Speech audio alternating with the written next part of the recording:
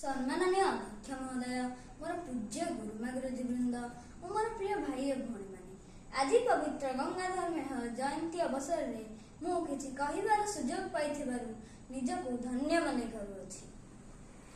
मातृभूमि मातृभाषा ममता जाहृदे जनमी नाही, ताकु जदि ज्ञानी गणरे गणिबा अज्ञान रहिबे काहि।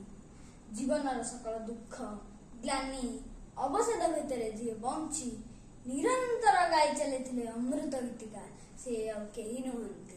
ओडिशा साहित्यर मौड़मणि और ओडिशा साहित्य आकाशर उज्जवल गमन क्षेत्र स्वभाव कवि गंगाधर मेहर से 1862 मसीहा अगस्ट 9 तारिख में बरगड़ जिला बरपाली ग्राम में जन्मग्रहण करते।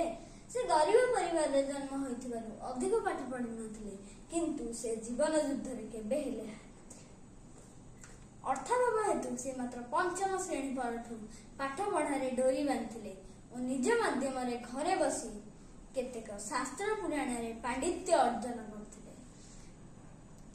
ओडिया भाषा व्यतीत अन्य भाषा रे भी थिला तांकर अगाध ज्ञान। तांको द्वारा रचित काव्य कविता भितरु तपस्विनी, इंदुमती, प्रणयवल्लरी किछुक अन्यतम।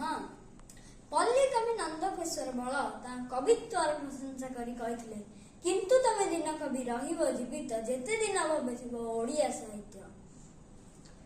जेपरि पूर्णिमा तिथि रे आलोकर आगमन होइथाय, ठीक सेहिपरि स्वभाव कवि गंगाधर मेहर का जन्म रे ओडिशा साहित्य क्षेत्र रे आलोकर आगमन होइथिला।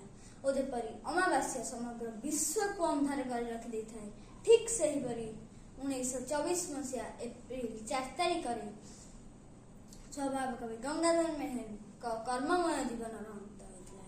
किंतु से एबे मध्य प्रत्येक ओडिया जातिर हृदय रे अमर होई रहि जायछंती।